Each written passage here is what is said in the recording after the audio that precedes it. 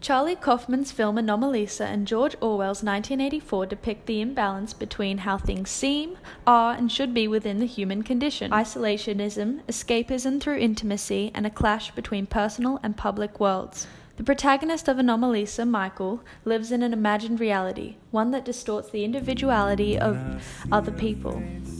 The Cincinnati hotel that he visits is named after the Frigoli delusion, a psychological condition that is the mistaken belief that the people surrounding oneself are identical. This outlook of a collective monotony leaves Micheal alienated. The first glimpse into Cincinnati is a night sky framed by an aeroplane window, one drizzled in raindrops. This use of pathetic fallacy establishes the void inside Micheal. This is amplified with an unseasonable interaction that he has with a man sitting next to him on the plane, who is holding his hand. This action is shown out of frame to amplify Michael's disconnect. "Sorry I grabbed your hand. It's okay. It's a reflex. I'm usually sitting next to my wife.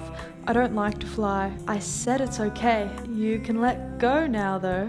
He doesn't allow himself to fully experience other people, and because of this, paradoxically, his human experience lacks other humans. George Orwell wrote 1984 in extreme isolation on the remote island of Jura. The loneliness he felt is channeled into the formation of a society where individuals are urged not to forge deep connections. To quote, "To the future or to the past, to a time when thought is free, when men are different from one another and do not live alone." Intimacy is exploited into a form of reckless escapism in Anomalisa. It is foreshadowed with Micheal's line, "If I can just be with one unique person, then I will not need anything else." This premonition is made real after Micheal's face surrealistically falls apart. Kaufman uses dramatic irony, reminding the responder Micheal is simply an animated puppet with a plastic skull, like everyone else, a metaphor for his uniformity. He, Micheal, I believe, in order to escape this confrontation, chooses to hear a unique voice nearby.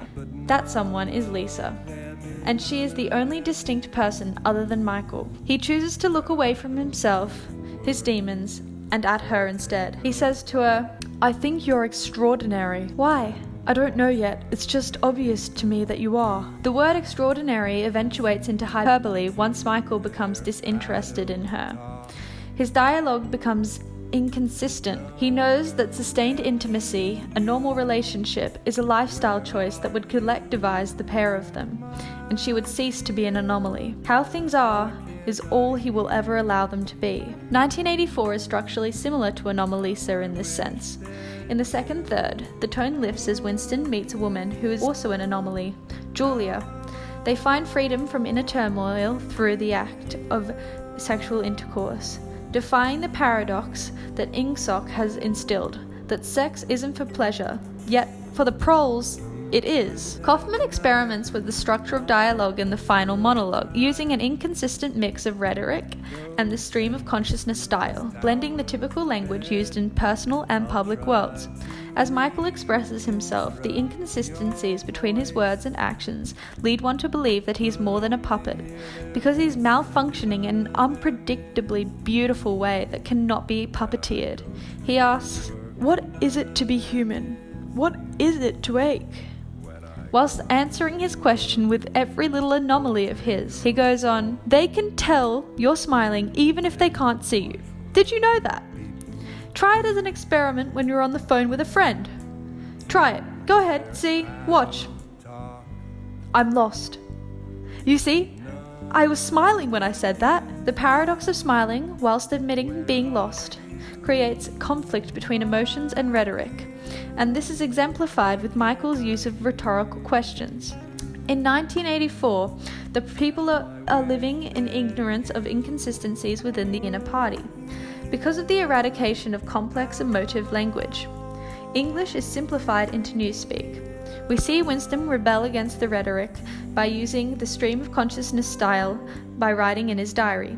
Orwell and Kaufman used this modernist method because it captures communication of consciousness at its most fluid. Anomalisa explores how things seem from the outside. It critiques how things could be if societies didn't favor rhetoric over raw emotional expression. Anomalisa in 1984 remind us to surpass the gap between how things seem, are, and could be, one must connect deeply with themselves and others.